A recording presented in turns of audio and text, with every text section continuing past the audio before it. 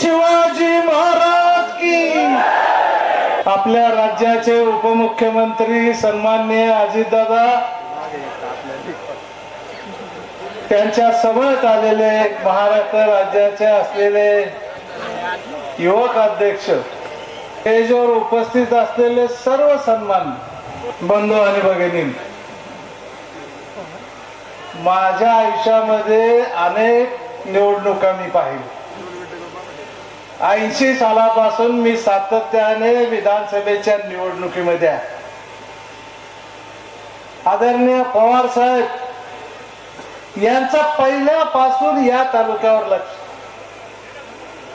5 धरणं कोणी बांध, सिंचनाची क्षमता कोणी वाढ, आणि म्हणून हा शेती प्रधान असलेला तालुका आहे दादा।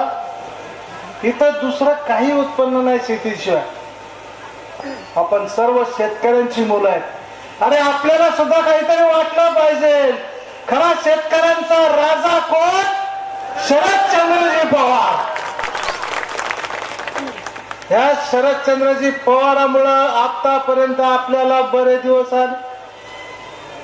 या वर्षी आपण पाहिलं कालचा बाजारभाव खेड, मंचर, ओतूर या भागामध्ये फक्त 10 किलोला 70 रुपये झाला।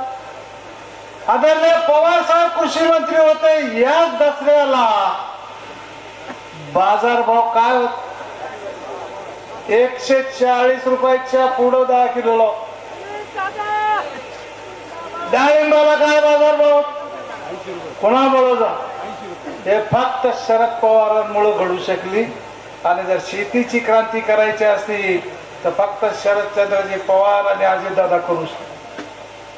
काय केलं ना अजितदादा?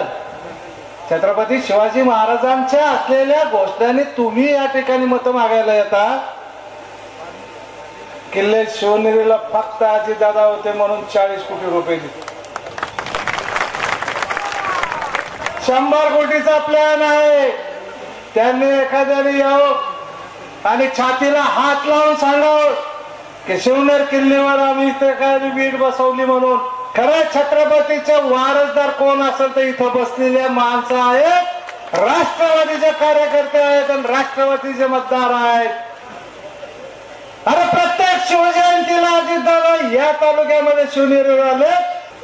अरे या तालुक्यात दादाने 63,000 हेक्टर जमीन सिंचनाखाली आली। दादाने शेती केली। मी एकदा बारामतीला गेलो तर दादा पोल्ट्री फार्म मध्ये काम करतो। सुरुवातीला 80 साली गेलो तो दादा तिथं गोठा, दादाच्या गोठ्यामध्ये पाहिलं दादाला। दादाला शेतीची चांगल्या प्रकारे जाण, ज्याला तळागाळातील लोकांचे प्रश्न सुटतात आणि यदा कदाचित ते प्रश्न सोडवण्यासाठी माझ्यावर किती आरोप प्रत्यारोप झाले तरी मी सहन करेन, पण सर्वसामान्य जनतेसाठी समाजसेवा म्हणून मी राजकारण करेन असा हा नेता आहे।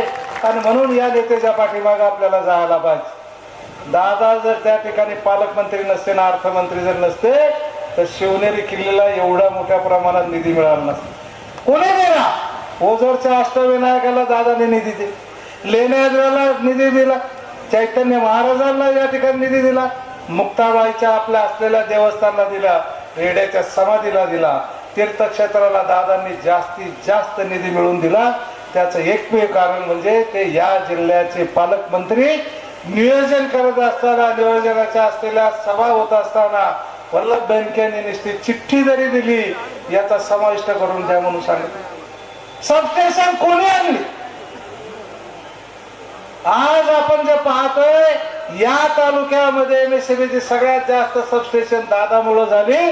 आणि म्हणून वीज असेल, पाणी असेल, तीर्थक्षेत्र असेल, या सगळ्या कामामध्ये दादा सगळ्यात उजवे आहेत। दादा आम्हाला या तालुक्यामध्ये बेरोजगारी वाढत चाललेली आहे आणि म्हणून त्याच्यासाठी पर्यटन क्षेत्राला या तालुक्यामध्ये वाव आहे।